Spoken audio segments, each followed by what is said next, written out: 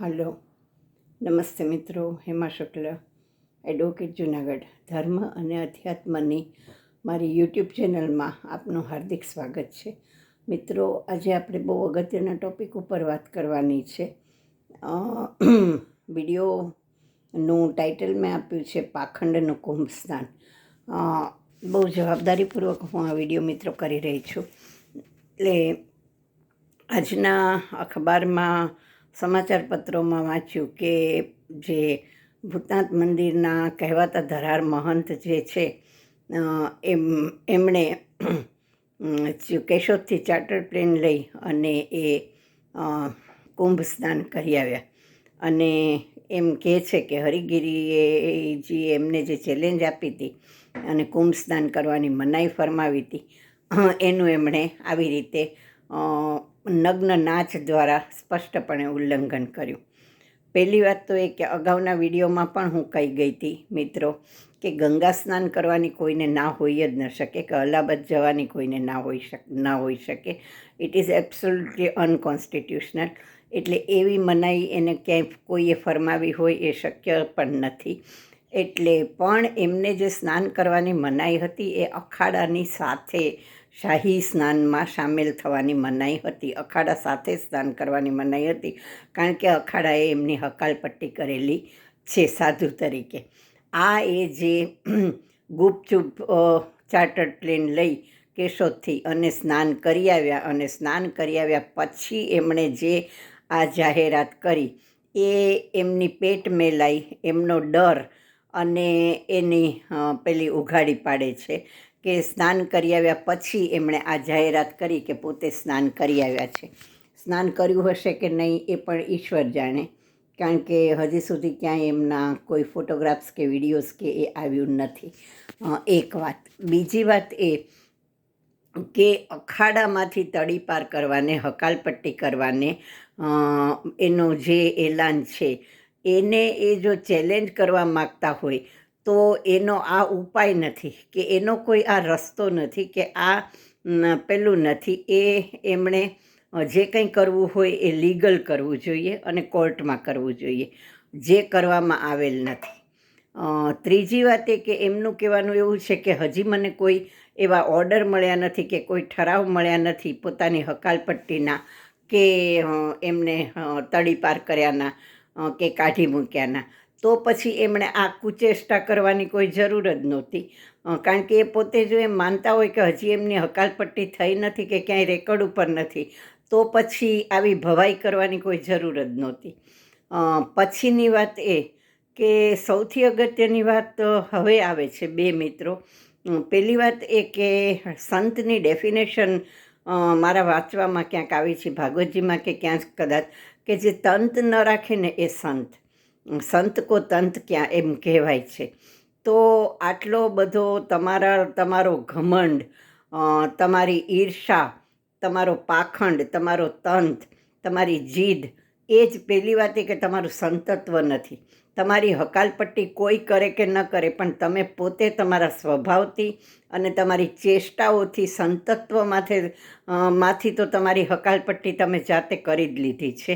કારણ કે આ તમારું એક પણ વાણી, એક પણ વર્તન આ જે છે ને એ બીજું ગમે તે હોય પણ કમસે કમ સંતત્વને તો લાયક નથી જ. એટલે કે શેને લાયક છે એ હું અહીંયા નહીં બોલું કે શું કહી શકાય છે એ, પણ સાધુ આ ન હોય. એટલે સાધુ શબ્દમાં જ સાદગી અને સરળતા અને આ બધું આવે છે, સત્કાર્યો વગેરે. તો આમાંનું એક પણ લક્ષણ જે છે ને એ સાધુનું નથી. એટલે હકાલપટ્ટી તમારી હરિગીરીજી કે કોઈ અખાડો કે કોઈ બીજું કરે કે ન કરે, પણ તમે પોતે તમારી ચેષ્ટાઓથી તમારી હકાલપટ્ટી સાધુતામાંથી અને સંતત્વમાંથી તો કરી જ નાખી છે.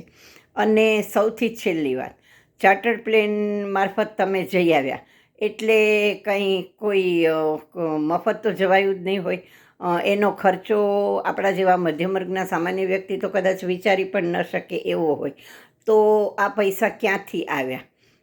અને કદાચ એમ માની લો કે આ પૈસા તમારા હોય તો તમારી મહેનતની કમાણીના તો નથી જ.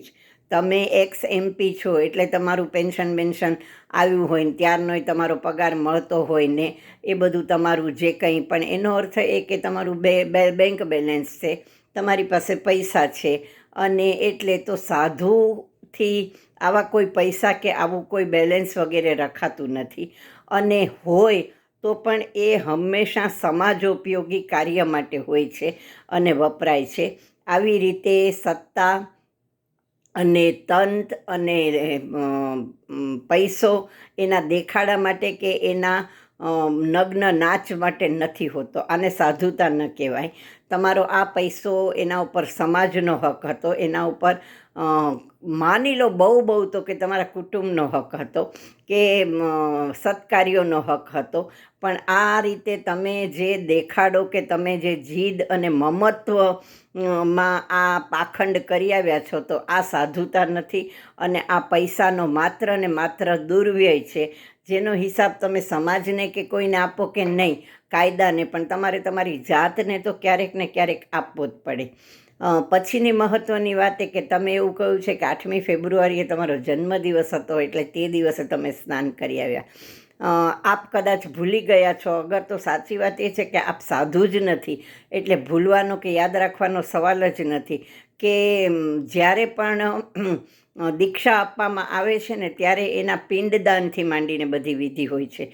એટલે એને અને આપણે એમ કહે છે કે નદીનું મૂળ ને સાધુનું કુળ ન પૂછાય.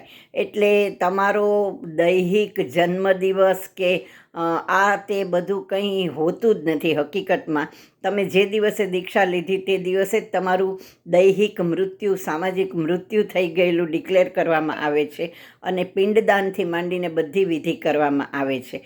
એટલે હજી સુધી તમે તમારા જન્મદિવસને યાદ રાખીને આ રીતે ઉજવ્યો.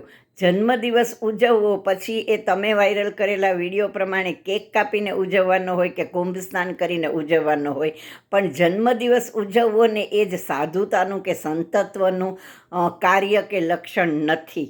એટલે તમે એમ માનતા હો કે તમારા જન્મદિવસે તમે કોઈ સારું કે પુણ્ય કાર્ય કરી આવ્યા છો, તો તમે ભયંકર પૈસાનો દુર્વ્યય કર્યો છે, તમે સાધુતાનું અપમાન કરેલું છે અને તમારે જન્મદિવસ મનાવવાનો રહેતો જ નથી કોઈ પણ રીતે. એટલે એ રીતે તમે તમને આપેલી દીક્ષાનું પણ ભયંકરપણે અપમાન કરેલું છે. આવી રીતે સત્તા, સંપત્તિ, આ બધાનો આવો નગ્ન નાચ કરવો એ કોઈ પણ સંજોગોમાં સાચા સાધુનું લક્ષણ નથી. એટલે તમે જે આ કુકર્મ કે કુચેષ્ટા કર્યું છે એના ઉપર તમારે કોઈ ડીંગો હાંકવાની કે બણગા ફૂંકવાનું આવતું જ નથી. આ તમારે માટે એક સાધુ તરીકે, એક સંત તરીકે ખૂબ જ એટલે ખૂબ જ શરમજનક કૃત્ય છે.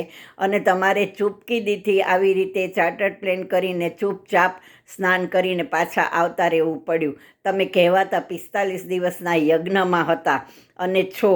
એ યજ્ઞ છોડીને પણ તમે અને આવ્યા પછી તમે ડિક્લેર કર્યું કે હું ચાર્ટર્ડ પ્લેનમાં સ્નાન કરી આવ્યો. એ પણ એક તમારી ભીરુતા, તમારો પાખંડ, તમારો પલાયનવાદ એ બધું ખુલ્લું પાડે છે સામાન્ય માણસને. કે તમારા ભક્તોને આ સમજાય કે ન સમજાય, કે એ લોકો આ સ્વીકારે કે ન સ્વીકારે, પણ તમારી સત્ય નગ્ન હકીકત આ છે. અને બહુ સારું થયું તમે આ કર્યું, કારણ કે તમે તમારી જાતને સમાજ પાસે, સાધુઓ પાસે અને બધા પાસે ખુલ્લી કરી. આમ તો ખુલ્લું કરવામાં કંઈ બાકી જ નહોતું, કંઈ પહેરેલું જ નહોતું કે ખુલ્લા થવાની વાત આવે. પણ આ એક કુચેષ્ટા કરીને તમે તમારી જાતને વધુ ઓપન કરી છે, જે બદલ તમને વખોડવા કે તમને મુબારકબાદી આપવી એ હવે તમે નક્કી કરી લેજો. પણ એક વધુ પાખંડી સાધુ સમાજ પાસે ઉઘાડો પડેલો છે, એટલું કહેવા માટે જ મિત્રો હું આ વિડીયો લઈને આવી છું. વિડીયો જો આપને ગમ્યો હોય તો please like, share and subscribe it. અને વધારેમાં વધારે એને શેર એટલા માટે કરજો કે આવા પાખંડી સાધુઓ જે આપણી વચ્ચે રહેલા છે એને આપણે ઓળખી શકીએ, ઉઘાડા પાડી શકીએ અને એના કોઈ પણ પ્રકારના સંમોહનમાં આપણે ન આવીએ. એના જે ફોલોઅર્સ છે એમાં પણ એકેયમાં સાધુતાનું લક્ષણ નથી ને બધા મહાનમાં મહાન શઠ છે. અને આણે પોતે પ્રૂવ કરી દીધું છે કે એ પોતે કેટલા મોટા સંતની પણ શઠ છે. એટલે આટલું કહેવા માટે જ હું આપની પાસે આવી હતી મિત્રો. Please like share and subscribe it. અને આ અંગે તમે પણ જો કંઈ કહેવા માગતા હો તો મને ચોક્કસ મારા મોબાઈલ નંબર 94 280 14 8 23 ઉપર કહી શકો છો, શેર કરી શકો છો. Thank you very much. ફરીથી આવા જ વિડીયોમાં ફરીથી મળતા રહીશું. Thank you very much.